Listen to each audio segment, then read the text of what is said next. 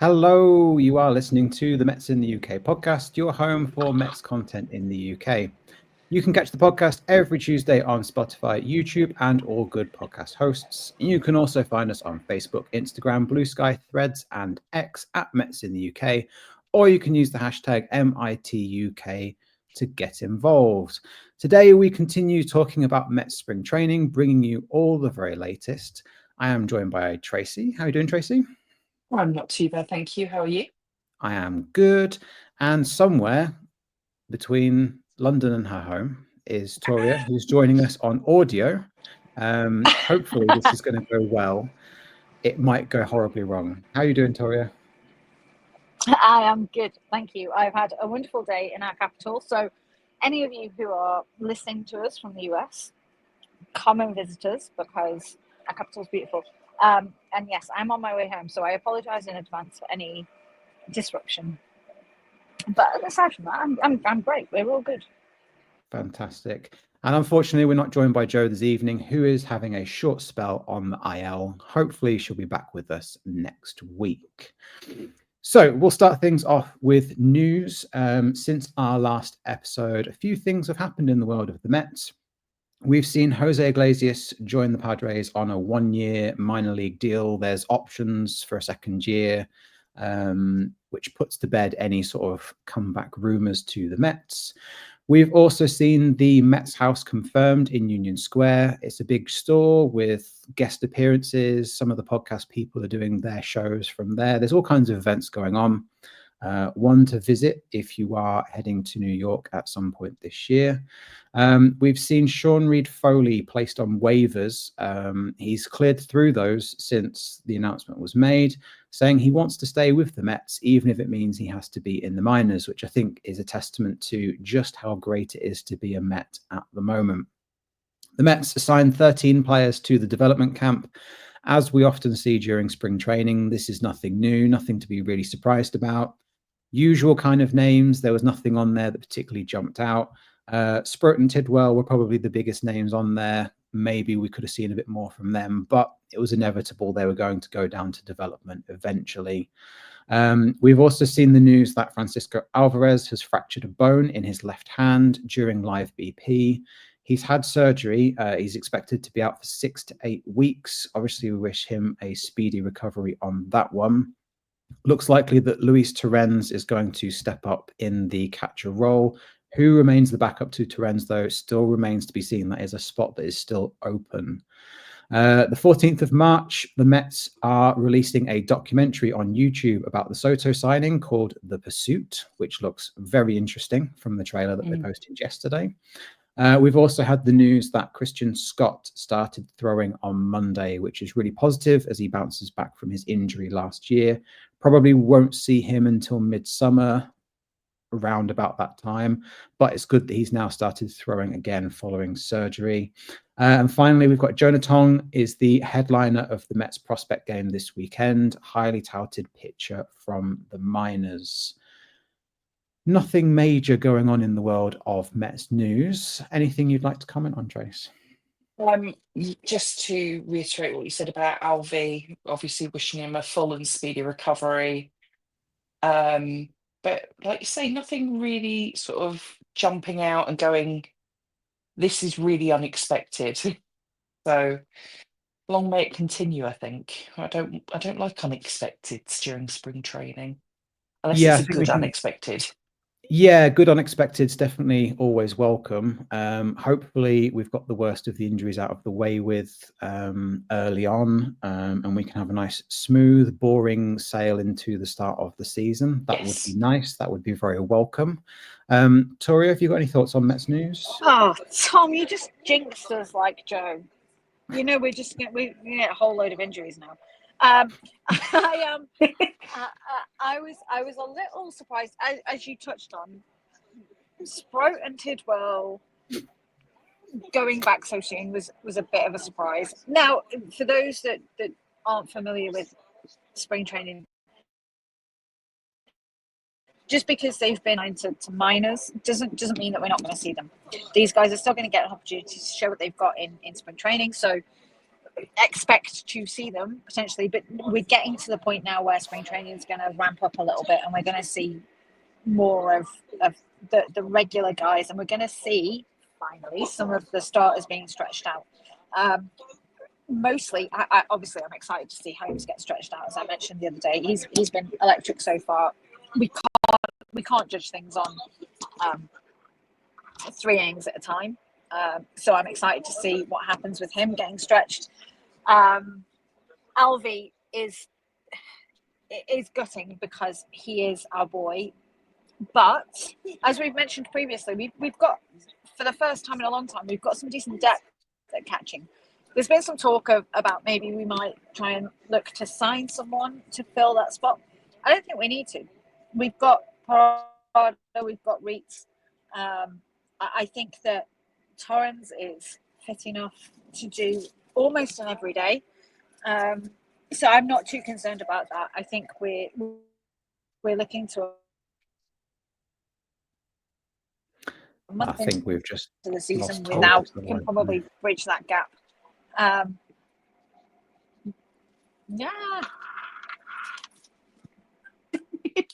Yeah, she's gone. It's okay. Back. I think what we were trying to say there is, yeah, we've seen from the London series and the appearances that Torrens made last year, he is very capable. He's got a good bat on him. He's got good defense. Not quite the same at Alvey when it comes to things like pitch framing and working with certain pitchers on the roster. But nonetheless, he is a very competent backup. We can expect to see more from him and some of the other catchers 100%. in the coming games. Yeah. Speaking of the games themselves, the Mets have played quite a few since the last pod. So the Mets lost 5-1 to the Astros at the start of the week. Lindor hit an RBI. Vientos went 3 for 3 at the plate. Awful outing for Diaz. Not his finest work by any means. The Mets then played the Nationals. They lost 5-4 in that one. Blackburn was very poor again in that game. Alvarez and Azakar got the RBIs in that game. Mets then played the Marlins and won that one 7-3. David Peterson, very impressive over 4, which is good to see. Like Toria said, we're going to start seeing that being ramped up. Pitchers are going to go deeper into games. So Peterson going for 4 is impressive. Soto went for 3 for 3 at the plate, and Beatty did a double that drove in a pair of runs. The Mets then played in the UK friendly time against the Nationals. Clay Holmes had a very good start by all accounts. Vientos hit a home run, which was good. Reitz, who's one of the catchers who's potentially going to be back up to Torrens, he hit a grand slam. Mets went 6-0 up and looked very, very comfortable. The bullpen then imploded in spectacular fashion, and the Mets ended up winning 7-6. So it was a much closer game than it should have been from the first inning, but the Mets coming out with the win overall. And then last night we saw the Mets play the Cardinals, 8-0 winners there. Torrens, Soto, Vientos all hitting home runs. Canning was impressive, which is good to see. Clearly the pitching lab is working on fixing him. He had 5 Ks and 1 hit over almost 4 innings. The game also saw Starling Marte make an appearance at the DH role, which is also good to see. Still no word on Nimmo other than he is doing, quote, baseball activities, but baseball activities can be as basic as throw and catch. So nothing to get too excited about just yet. The highlight from yesterday's game against the Cardinals, there was a fan who has been believed to be a Yankees fan shouting the words overpaid, overrated at Soto in the outfield. Soto turns round and stares him down in a video clip that's been shared online. His next at-bat, he then proceeds to hit his home run to the exact spot that the fan was standing in. Absolutely ice cold from Soto there. Tonight's game has just finished. Just before going on air, the Mets lost 7-4 to the Astros. Donnie Walton hit a grand slam for the Mets runs. McGill went scoreless through 4 innings, which is good for him. He's been talking about working on his consistency. Unfortunately, though, Jose Arena, who we talked about a couple of episodes ago, gave up 5 runs in 0.1 innings pitched. A truly horrendous outing for Arena. What was also positive is another great outing from Max Kranick, who went scoreless again. The reason I mention this is he is now scoreless over 8 innings in this spring training run. 10 Ks, 4 hits, no runs. Kranick looking very impressive from the bullpen. And that wraps up all of the Mets games we've seen in the last week. Trace, did you watch the game on Saturday? I didn't. I was out. Ooh, okay. Have you watched any of the games? Any highlights? I watched today's game, and it was really good to see some strong, consistent pitching. Yeah. They've obviously been working on it. And with regards to the Soto home run from yesterday, I found it absolutely hilarious that the fan that was like, "You're overrated, you're overpaid," go for the ball, missed it, or landed on his face. Yeah. Enough said. Absolutely hilarious. It is on our socials if you want to go and take a look on Twitter. It's worth a watch. It's impressive just for the stare down, if anything. The stare down would have had me scared, let Yes. alone the home run. The precision of getting it to that exact spot is truly impressive, to say the least. Toria, has the Wi-Fi been fixed on the train? Are you there? Yeah. And the Wi-Fi is not quite fixed. I missed what Tracy just said, so I apologize if I repeat anything that she just said. Okay. But ultimately, for me, the recent games, the highlights have been. You mentioned Kranick. I mean, again, I'll go back to the fact I mentioned him last year. He is solid. I think he is making a really good play for the bullpen. Holmes, I mentioned just previously. Look at him go. Again, I'm not going to get carried away. He's doing a few innings at a time. I want to see him get stretched out. We've been hitting bombs. Look at Jose Esco. The game was just electric. I mean, well, you know, we've said it 100 times though, right? We can't take too much from it. We can't get too up when we have a great game like last night. We can't get too down when we have a disappointment like tonight. But it's more about looking at those individual performances and those improvements overall. And I think that we're seeing that. My boy Griffin Canning, who you know that I've been championing since we signed him, he did really well. He may yet, throw it back in my face, but I am going to continue to as long as he keeps doing his thing. I really think our pitching lab can help a lot. So we're doing the right things all around, right? We have some great pitching. We've had some solid offense. We've had some great hitting. We've had some decent enough defense. I think that's probably where I want to see a little bit more in spring training. I want to see some more solid defense, if anything. We've seen the odd splash, but I can highlight. I can. Oh no, we've just lost her. Yeah, I think something. I think, as Toria's trying to say there, certainly in the coming games, as it ramps up a little bit, if you're new to spring training, if you're new to baseball, we're going to see things like the double plays. They're going to tighten up. It's going to improve. They're going to be working on the defense. Absolutely. I don't think for 1 second the Mets are resting on their laurels there. I think it's also worth shouting out the work that Jeremy Hefner and the rest of the pitching lab are doing on these pitches.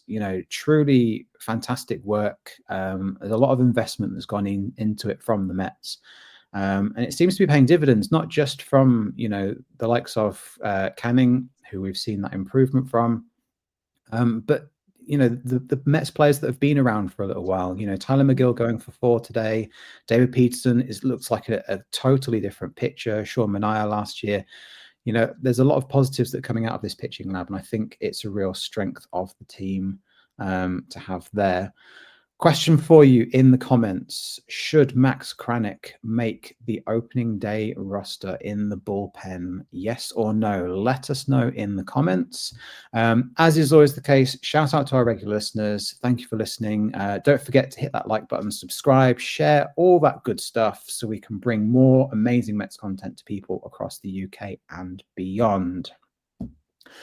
As we always do towards the end of the episodes, we've had a few questions. And it seems that last week, the discussion around ketchup and mustard on hot dogs got our friend CJ in Belgium a little bit riled up. Yeah. He's team ketchup, team Toria, much to my disappointment. I thought you were better than that, CJ. Come on. What's wrong with a bit of mustard on a hot dog? He asked us as a question, what is your favorite US food or snack? Doesn't have to be baseball related, could be anything. Mhm. Tracy, what about you? I'm a sucker for a pretzel, Ooh. ballpark and beyond. For me, New York is wandering around with a pretzel. A nice warm pretzel around Central Park or at the ballpark. That's Mhm. just New York for me. Okay. Do you have any sauce with your pretzel? No, I'm a sauceless pretzel girl. Okay, that's fine. There's nothing wrong with that. That's okay. I know some people are team mustard when it comes to pretzels as well, aren't they? And you see. They are. Mm. What about you? I'm going to keep it with the ballpark theme. I quite enjoy Cracker Jack. I tried it for the first time last time I went over. It's that sort Mhm. of peanutty, popcorny, caramelly goodness. Yeah. Couldn't eat a whole bag. It gets a bit much after a while, but It just gets as a bit sickly, yeah. a little snack, it's quite nice. I'll keep it sweet as well. I'm quite a fan of the old Reese's peanut butter cups as well. Big fan of them. Okay. Can't Oh, go I'll wrong. tell you the other thing from watching the SNY broadcasts, an Italian ice, particularly a lemon Italian ice. Ooh, okay. Yeah. Will you be partaking when you go over for opening day? Probably not because it'll probably be too cold. Maybe when I go in July for David Wright's retirement. Yes. That's Yeah. probably the best time to have it. Yeah. Yeah. Let us know your favorite foods in the comments below if you've been over to the States. We'd love to hear from you. Other questions we've had, we asked on the socials for your questions, as we always do. Jeff sent us one to do with Pete Alonso. Do we think Pete is going to be an MVP candidate this season because he's essentially playing for his career? If he rakes, he opts out and looks for a long deal to retire on. If he doesn't, then he opts in and needs to play for his career next year to get a decent deal at 32. Thanks for the question, Jeff. What's your thoughts, Tracy? I think that Pete's missed out on his chance for a big contract. He should have got it last year when the deal was in the offering. I think he's going to have a stronger season than last year, but whether that's an MVP caliber season, I don't know. I think if I had to name an MVP out of the current team, it would either be Lindor or Soto. Yeah, I agree absolutely on that. I think, Soto is definitely going to help Pete step it up in terms of having competition for, they're competitive guys. They're going to want to be top of that home run chart at the end of the season. I can see that spurring Pete on regardless of the contract. For me, I think the big question is it still remains around how is he going to perform under that pressure? We saw last year he didn't do too well with it. And if he has got that opt out, he's got this long deal in his mind. Is he going to still be able to perform with that pressure looming over him? Or like Jeff says, is he going to double down on the year after and try and chase that one? I just don't know. But I do think that of the Mets, we're far more likely to see an MVP season from a Soto or a Lindor. Toria has rejoined us. Are you there, Toria? I have. Ah, Briefly, fantastic. at What are least, your thoughts on for as long Pete? as so it's similar to what you just said. So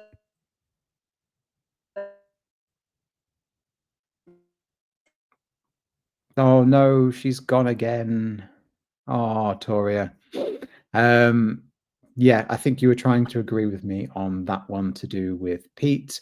I think regardless of what happens there, it's going to be interesting to see how that plays out throughout this season. Hopefully we get a good year from him. That would be nice. But we'll keep everything crossed for a good year from Pete.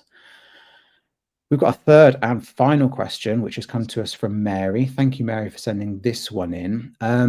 Bobby Valentine, the old Mets manager, has been talking about having a draw or a tie after 12 innings rather than the ghost runner or lengthier games. He's talking about gets to the 12th inning, if it's still tied at that point, call it a day. It's a tie, just like you would have in hockey or football or soccer if you're American and listening in. Do we just start having ties? The argument behind this is to do with bullpens, burning arms out, longevity of players, etc., etc. I did a little bit of research into this because I was really curious. What are we talking about numbers-wise here? The average in all of MLBs, this is not Met specific, this is all of MLB, 9.2% of games go to extra innings. So over the course of the season, you are looking at about 15 of your 162 games going to extra innings. Mm-hmm. Then over the last 3 seasons, only 7 games have gone past the 12th inning across all of MLB. So it's a really, really small sample size. Yeah. But do we need to make this rule change where we go, do you know what? 12th inning, enough's enough. Let's call it there. What do you think, Tracey? I'm no fan of the ghost runner. I hate the ghost runner. I think it gives an unfair advantage to the team that's batting at that particular point. I think it goes against the spirit of the game. But I don't know if a tie is the answer. I agree Okay. that something needs to be done about improving the longevity of the arm, particularly in the bullpen because of the increase in Tommy John surgeries and things like that. But I don't know if a tie is the answer. I don't know what the answer is, but I don't know if that is the answer. Yeah, I think for me, it's why give up the magic? If this happens 7 times over the course of 3 seasons in all of MLB, Yeah. let them have their fun. It's not the end of the world. As a fan, it would be cool to say, oh, I was there at the game. Oh, we went into the 14th inning. It's a bit of a novelty for those that go regularly. I think if this was more common and we were seeing it where it was 9% of MLB games go to that length past the 12th inning, I think at that point you could then start saying, well, let's do something about it. But I feel like because it's such a small sample, it's almost one of those like, why are we bothering to change it? Let's just leave it as it is, keep the traditionalists happy. Like yourself, I'm not a fan of the ghost runner. I don't think it helps anything other than just bumps up the ties. The first team with the ghost runner will score and then switch around and then the next team will score, and it doesn't really progress anything. But no, it's an interesting question. Thanks, Mary, for sending that one in. We'd love to know your thoughts, as is always the case. Let us know in the comments. Do you think we should have ties in baseball? Let us know. I think it wouldn't be amiss of us to talk about wider MLB. There's been a couple of things that have happened on a fashion sense. You mentioned it a few episodes ago. It's now been confirmed today. The Orioles are going to wear orange trousers to match their orange jerseys. The shade of orange, fluorescent to say the least. Yes. I'm sorry, O's fans. I'm not a fan of the orange trousers. No. It makes it look like pajamas and not a baseball uniform. Or prison uniform, as I referred to it at the time. I mean, I get it. It's a throwback. They've done it before. It's not something new. I'm sorry, O's, it doesn't work. Yeah. I'm not a fan of that. They should have kept it as it was on that one. Yeah. The other fashion faux pas that has done the rounds on Twitter caused much amusement in our group chat as well. If you've not seen these, New Era, the hat supplier for MLB, have produced a series that they've called Overlay, where they've got the word version of the team and they've overlaid the logo, or one of the logos, over the top of the word.